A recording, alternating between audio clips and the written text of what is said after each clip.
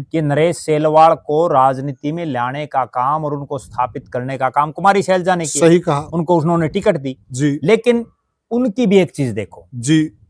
वास्तव में इस चीज के लिए मैं नरेश सेलवाड़ की भी दाद देता हूं। वो ये है कि कुमारी शैलजा ने उनको टिकट दिलाई जी।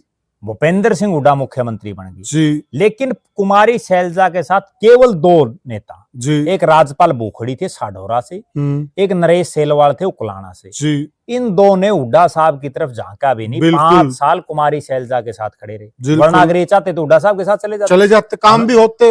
अमीर चंद मक्कड़ हैं जी, ठीक है।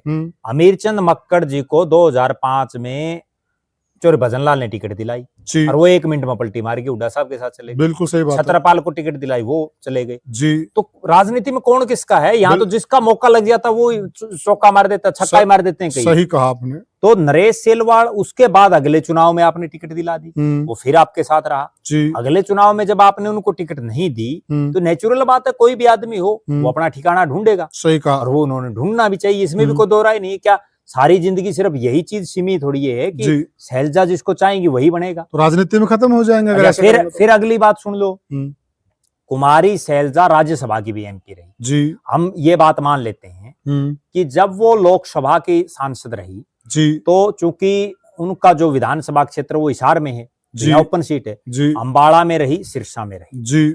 उसके बाद वो राज्यसभा में रही जी। राज्यसभा में रहते हुए वो ये बताएं कि जिस उकलाना को अपना घर कह रही हैं जी, उस उकलाना में उन्होंने अपने एमपी लेड से कितना पैसा दिया जी। जब वो केंद्र में मंत्री थी जी, इतना बड़ा डिपार्टमेंट उनके पास जी, उन्होंने इस हिसार जिले के लिए क्या किया जी, उकलाना के लिए क्या किया? बिल्कुल सही बात। सिर्फ एक जो है राग अलापने से राजनीति थोड़ी होती, धरातल पर आपने क्या किया? आप इसके कंपैरिजन में मैं एक चीज बताता हूँ।